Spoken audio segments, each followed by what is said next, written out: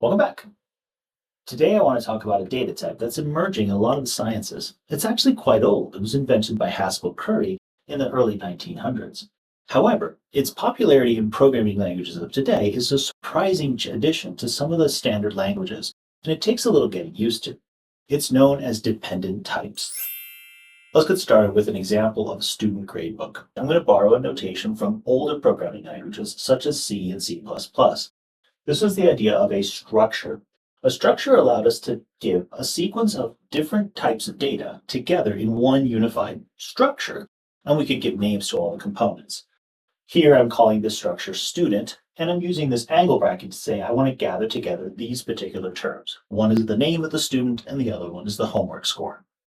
This is a perfectly fine data structure until I discovered that I also needed to have a field for exams.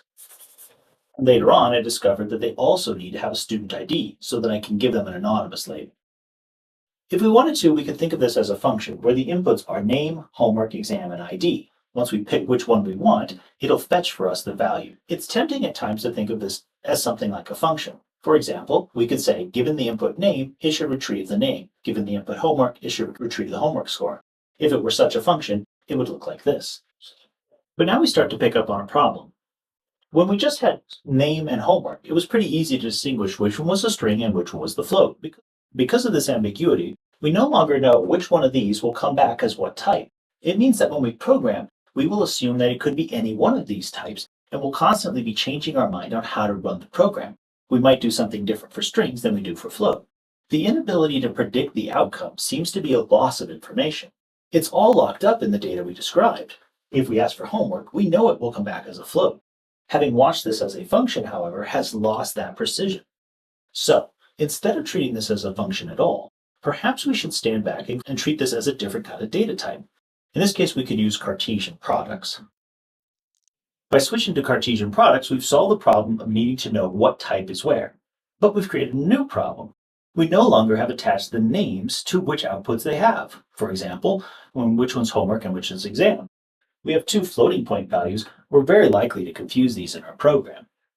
What we'd like to do is have the best of both worlds. We would like something like a function which can remember where it came from, but also have the type that goes with it. That way, when we look things up, we look up the type we want, and we get it in the type we need for the rest of the calculation. We could do that with some syntax.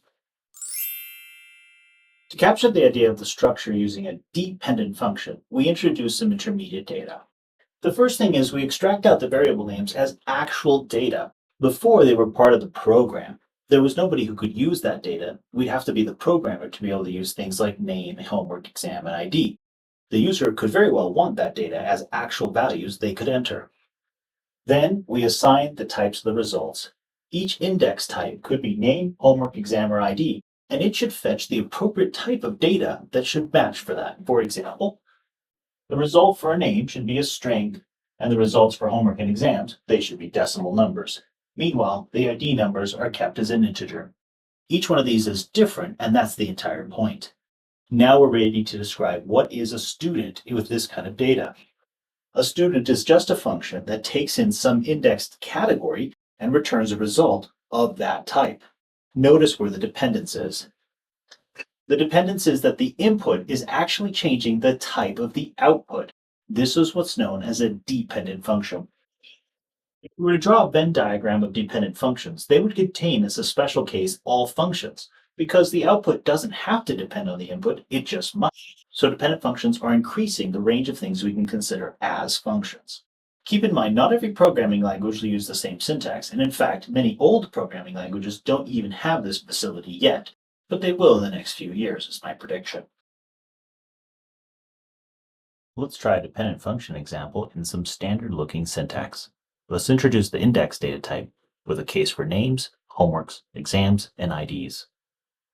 Next, we assign the result types for each index. So, when I matches name, we give it a string, homework gets a float, exam gets a float, and ID gets an int. Our student type is now the dependent function type that maps from the index I to the result of type I. Let's see this in practice. We load from our file our gradebook, the next student. It has type student, which is our abbreviated dependent type name. When we ask for the entry for name, we get the student's name as a string, camdram. If we ask for the exam, the type changes to a float, the exam score. If we ask for the ID, it changes once more to an integer type. Let's try that one more time in a different syntax, something closer to Haskell. Here we introduce the index by simply separating them as cases: name, homework, exam, and ID. We introduce a result as a function that takes each index and assigns it a type. Name gets assigned string, homework float, exam float, and ID is an int. Once again, the student type is simply the dependent function type. It takes each index I and assigns it the result type I. When we run this, we can once more load it from a gradebook. When we ask for the student's name, we get a string type. When we ask for the exam, we get a float type, and likewise for any other entry. These syntaxes will change from one programming language to the next, so they're just illustrations of the style of programming you can achieve with dependent types. Whatever the syntax might be, you have a method to indicate that the inputs modify the possible outputs. That's where the word dependent comes from. What I've put on our board is the standard picture we've drawn several times for talking about pairs, maybe ordered pairs, triples, so forth.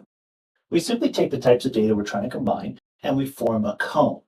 We take a new dot that extends above the data we have. We then create the elimination rules as maps back to the original data. We want this to be universal. Anybody else who can eliminate to the same data will be able to transfer their data into our data type. This is a very powerful tool, and we've used it extensively. To upgrade this to dependent types, however, we need to think about these as labeling each of these inputs by the names. Think of our structure having name, homework, exam, so forth. We now want each of these different types, the positions they exist, to be labeled by some labeling data type. We'll call that the index set. For example, we might label this one as a sub I, where I is something in an index set I. It might be as simple as numbers 1 through 5, or it could be names like we had in our previous example: name, homework, exam, and ID. The truth is, it can be any type of data. That's the wisdom that lets us have truly dependent types. Given any type of data, it now no longer matters to draw a picture with all of them at once. After all, this picture is getting somewhat untidy. It's difficult to assume that everyone who reads this picture will be able to keep track of all the different lines, especially since we're leaving out quite a few. So, the diagram we need just simply needs to give it for each individual label. For any index in this I now draw a specific AI. We'll think of that as the results that we could get from a dependent function. They'll each individually have some output type, A, which may depend on the input type, I. We then form a new data type. Because this data type is going to depend on arbitrary values of I, the formation rule actually produces a data type that depends on all of them at once. Now that we've formed the type, we need introduction and elimination rules. If we follow this pattern, we should expect the elimination rules to come first. In keeping with our conventions of pairs, I'll use the pi for the projection, but you could call it getI. Once we have this, we know how to get data out of the prescribed data type we're building. The next stage will be to get an introduction rule. We get that by comparing it to some competitor. Our competitor doesn't tell us how exactly they'll produce this new data type, but they do have to provide us with the same options for elimination. We need to be able to get from their data to any one of ours. Theirs too will depend on the input I. Now that we have that set up, we're prepared for the universal challenge. We meet their challenge by transferring their data into ours, which is the same as what we had up here. That introduction rule now takes their C and converts it into our data type. I've called it pi f sub j. The notation pi is for product, and this is because we're generalizing the idea of a product. The result we now have is we have an introduction rule. Not only have we introduced our type, but because this is a commutative diagram, we actually have a computation rule as well. I'll shade in the region. Throughout this series, whenever we've created a data type, we've backed it up with some kind of logic that preceded this study. When we consider a pi type, we consider its elimination rule as a way of getting one piece of value out for every index j. If we forget about the types and think of this purely as implication, then we have a block of data which is implying one smaller piece of data. So what we have is that when we have all pj's combined, we get one pj back. This is similar to how we had with conjunction. When we had P and Q, we could get back P, and we could also get back Q. We can think of this as an elimination rule for a new operator. We'll need some symbols to pull it off. Instead of calling this all PJs, the classical symbol is to use an upside down letter A. What we have is a newly created operator called for all x, P of x. We see it's an elimination rule because we got rid of that operator and produced the original values. How do we introduce this operator? We simply need to have evidence that somebody else can lead to the AIs. Then we'll get evidence for inhabiting that term. So if we have evidence that for every index I, we have P of I holds by any method, then for every x, P of x holds. Down here, x is a variable. It's a variable because we want to think about P as something that we'll substitute specific values into. In the premise, I is assumed to be an actual value. What we're saying here is, given an actual value, P of I happens to be true. If we simply leave it as a variable, we have no idea of how to judge it. Variables don't take values, so therefore there isn't true or false about P by itself. We need to have a concrete value that we test it on. And if for any concrete value we have, we can always pass the test, then it will pass the test for all values. That's the logic of this operator. Of course, this seems like a tautology. We're just repeating the same thing we said in the introduction with fancier symbols. That's the nature of all logical operators. Remember, all logical operators are simply packaging more complex ideas into symbols so that we can later unpack them the way we want. Possible. This is actually a placeholder for multiple types of eliminations, one for each value I. The result is we have a new logical operator called the for all. It's known as the universal quantifier. It's been hiding in plain sight ever since Socrates. Socrates wrote about all men being mortal. The all there was one form of quantification.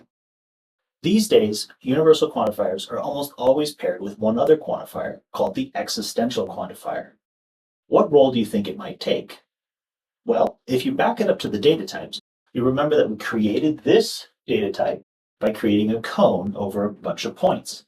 What if we created a co-cone instead? That is, we took a bunch of data points and we combined them into one uniform data point. Then anybody else who could create data points themselves would be able to take ours as an input into theirs.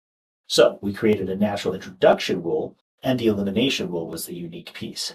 This sounds a lot like the logic of OR. When we look to write the existential quantifier, we use a backwards E instead of an upside down A. It's another silly way to have fun with the notation. Our context needs to entail a specific value I and the fact that P is true for that I. This is different from the way we entail the for all. The for all needs to be true for an arbitrary value I. It entails every one of them. Here, it's only one value of I that might be paired with a true P of I. Once we have that, we can say that there exists an X such that P of X. If ever we find evidence of some data that substitutes in for a variable and makes it true, then we have an example that makes it true. There exists an X. Likewise, to use such a thing, we take that there exists an X that makes a property true, and we discharge it, we eliminate it, into the actual value that makes it true. There may be more than one. This is the ambiguity of an existence proof. We may package only one piece of evidence up in the exist, when in fact there could be 10 or 15 or hundreds of different pieces of evidence. The only thing we're interested in is true and false values. Is there something or isn't there? If you need to get into how many, you'll need to add resource counting, and you can do that with exclamation marks using linear logic. The point here isn't to explore all the scenarios, but to simply match up the types of data that we have. When we have universal quantifiers, we have dependent types, high types. This is the data type that goes along with it. It's called a dependent function. The data type that gets associated with existential quantifiers is denoted in one of two ways, either a disjoint union or a sum. The sum addition has an advantage in the English language. It leads to a silly pun. For example, for data to exist of this type, it must be that there is some j of type aj, the sum being spelled in a different way. It's not the most impressive pun ever created, but it is one that helps some people remember the differences. Both of these data types may be missing from your active programming languages today, but they're probably going to exist in future programming languages in 5 to 10 years' time. And if you're watching this in 5 to 10 years' time, well, I'm surprised it made it that long. The goal here is not to fixate on these particular types. Rather, it's to remember that every time we make progress with a logical operation, there's a data type to go with it, and it might be more powerful for it. Until next time. That's how you take care of your chalkboard.